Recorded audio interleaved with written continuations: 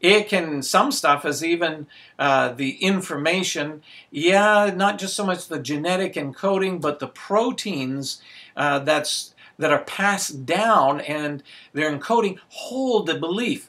Now, Dr. Bruce Lipton actually, who has some great insight into this arena, who's a cellular biologist, goes into that in his books and also in some of his lecturing with what is called the perception of belief and how it holds it in the cell structure.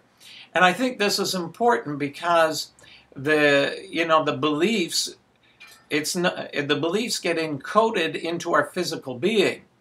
And the nice thing about this is the transformation that can take place in our unconscious mind as well as in our conscious mind and transforming the body. So, it's not going to be done through a willful act, if you will, to say, well, I'm going to talk myself into this.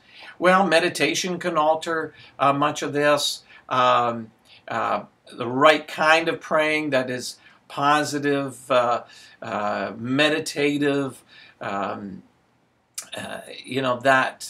can help facilitate definitely the transformation or healing in the spirit that's needed.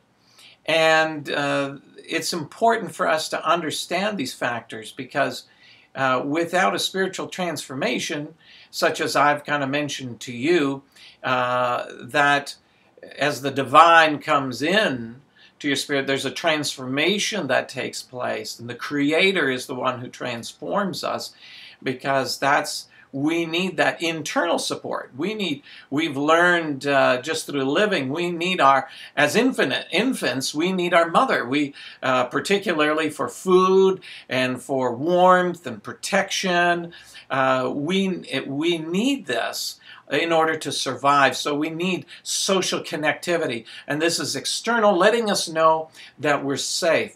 Well, we also need the internal nurturance as well.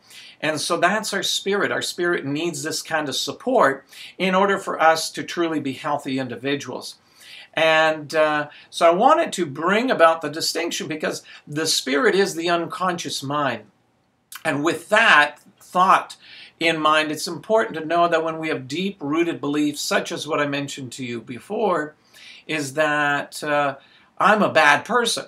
Well, by telling yourself you're a good person doesn't alter that gut level belief that you're a bad person. We want the transformation to take place on a gut level that I'm a good person, which allows our mind to function differently, because it's influenced differently, and definitely our body will hold within it a different belief then.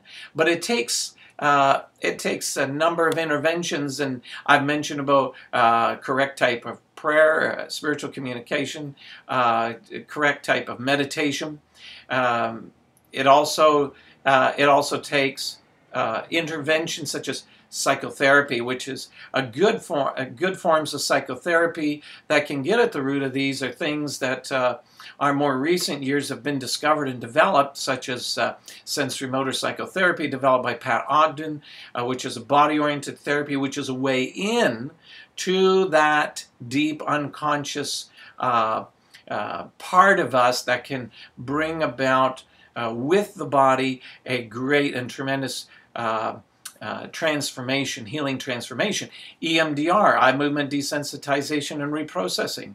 That one also is very significant. I'm a certified EMDR therapist, and I find that for people who can handle this, it's a great way to fast track a lot of processing. Not everything, but a lot of things. And then there's other therapies like ego state therapy that helps integration within yourself, so that we're not so, we'll say, disoriented or fragmented.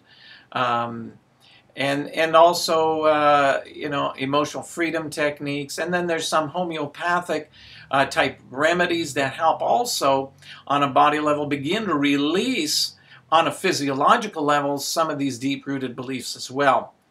And if I've thoroughly confused you by now, forgive me. But I'm trying to convey to you is the how our spirit, mind, and body are so intricately entwined that it's difficult for us to be able to say, well, this functions all by itself without influencing the rest. Manifests.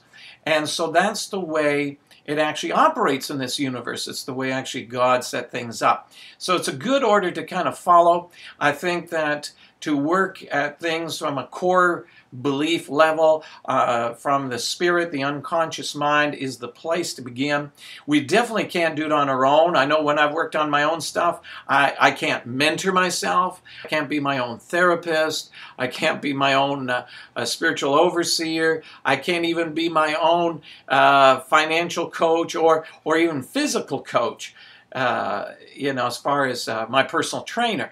I need other people, and I need qualified other people. And I just want to encourage you, because I want to instill hope in you, that with hopefully you taking away some understanding of what I'm telling you today, sharing with you today, that you're going to be able to feel more hopeful that there is hope for you. There's hope for every one of us. There's not one person that hopeless situation. I tell my clients there's only two types of clients, and that is the willing and the unwilling. And it takes the willing. If you're willing, then you can change. So I'm rooting for you. I look forward to sharing with you again next time. Until then, I'm here to offer you hope for a better tomorrow.